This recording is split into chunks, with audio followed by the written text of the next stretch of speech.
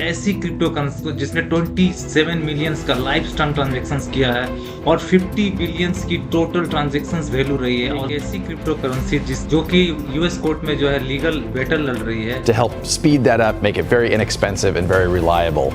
But the challenge, as you know well, is the U.S. has had this very hostile. The Biden administration has been waging a war on crypto. And today, XRP continues to surge after reaching its highest level since 2018. And XRP jumped 43% to $2.74. Ripple is close to getting a new stablecoin greenlit by a top crypto regulator. मैं बात कर रहा हूँ है ripple, तो और हम आज इस वीडियो में पूरा एनालिसिस करेंगे कि ये क्रिप्टो करेंसीज का फ्यूचर क्या है, इसका कैसे इस करेंसी जो है फंक्शन कर रही है और इसके क्या फ्यूचर प्रोस्पेक्ट्स हो सकते हैं। चलिए वीडियो को। रिपल एक यूएस बेस्ड टेक्नोलॉजी कंपनी है जो 80 प्लस कंट्रीज में अपनी ट्रांजैक्शन डिलीवरिंग कर रही है। साथ ही साथ इसके 15 से प्लस जो है ऑफिसेस है और 900 जो है एम्प्लॉइज हैं। रिपल जो है अपने ट्रांजैक्शन को रियल टाइम सेटलमेंट करता है और इसकी जो पेमेंट जो फ्लेक्सिबिलिटीज है पेमेंट की वो 24/7 है। और सबसे जो बड़ा इसमें जो बेनिफिट्स है उसका है फास्ट ट्रांजैक्शंस और एक लो एनर्जी कंजम्पशन करती है। क्योंकि इसके 4 इंपॉर्टेंट फीचर्स है। सबसे पहला इंपॉर्टेंट फीचर्स है स्पीड्स। इसकी जो XRP की जो स्पीड्स है वो लेस देन 10 सेकंड में ये जो है एक ट्रांजैक्शन को सक्सेसफुल कर देता है। दूसरा जो सबसे बड़ा बेनिफिट्स है लो ट्रांजैक्शन कॉस्ट। इसका XRP की जो कॉस्ट है वो ऑन एंड अराउंड लगभग $0.01 के आसपास पड़ती है पर एक ट्रांजैक्शन कॉस्ट की, जो कि हाई वॉल्यूम ट्रांजैक्शन में एक कॉस्ट इफेक्टिव का काम करती है। तीसरा जो सबसे इंपॉर्टेंट फीचर्स है इसका और बेनिफिट्स जो है वो एनर्जी इफिशिएंसी होता है। बिटकॉइन जो है वो हाईली एनर्जी इंटेंसिव माइनिंग करनी पड़ती है। माइनिंग के थ्रू उसका जो है ट्रांजैक्शन सक्सेसफुल होता है। वहीं जो है XRP जो है वो सेंसेक्स लेजर प्रोटोकॉल जो है वो अपनाता है और ये जो है एनर्जी फ्रेंडली भी है, जहां पर आपको कम से कम एनर्जी यूज होती है और इसीलिए इसको सस्टेनेबल भी कहा जा सकता है क्योंकि ये इको फ्रेंडली भी है। चौथा सबसे इंपॉर्टेंट जो फीचर्स है इसका लिक्विडिटी प्रोवाइड करती है। XRP जो है वो ब्रिज एसेट्स के रूप में डिफरेंट जो फ्लैट करेंसीज है उसके बीच एक ब्रिज का काम करती है। जैसे कि जो रिपल का 1 RS जो देखेंगे उसका वैल्यू जो है वो $1 के बराबर है। मतलब एक जो है रिपल USD जो है उसकी वैल्यू है वो $1 के बराबर है। तो ये शॉर्ट में समझ लेते हैं कि जो XRP है जो रिपल की जो डेवलप्ड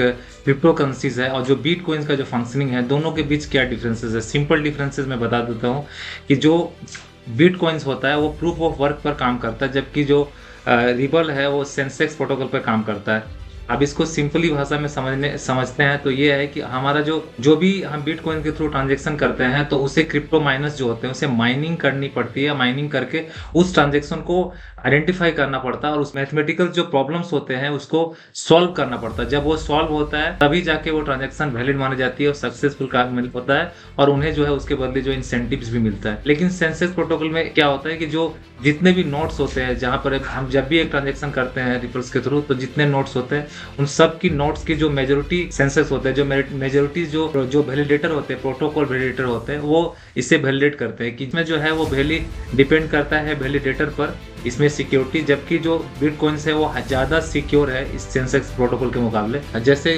घोड़े की जो रेस होती है तो घोड़े की रेस में जो सबसे पहले जो आगे पहुंच जाए वो उसे जीतता है और इसके लिए उसे यूज करना है लॉट्स ऑफ एनर्जी और एक्सपेंस जो खर्चा होता है मेंटेनेंस में। तो इस तरह से कह सकते हैं कि जो पहले चेस करके जीतता है वही है प्रूफ ऑफ वर्क और बिटकॉइन जो है इसी थ्योरी पर काम करती है। जबकि सेंसेक्स में क्या होता है ग्रुप ऑफ वोट्स होते हैं और इसमें जो मेजोरिटी वोट जिस पड़ती है जो उस पर करेक्ट ट्रांजेक्शन या वैलिड ट्रांजेक्शन सक्सेसफुल होती है। तो ये जो है वो मेजोरिटी बेस में या सेंसेक्स बेस्ड होता है, जबकि ये जो है वो एक मैथमेटिकल प्रॉब्लम को सॉल्व करने के बाद जो सोल्यूशन निकल के आता है तभी इसे हम वैलिड ट्रांजेक्शन कहते हैं। रिसेंट डेवलपमेंट की बात करें तो जो अभी रिसेंटली यूएस सिक्योरिटीज जो है SEC उसके साथ इनका एक लॉ सूट चल रहा है रिपल्स का।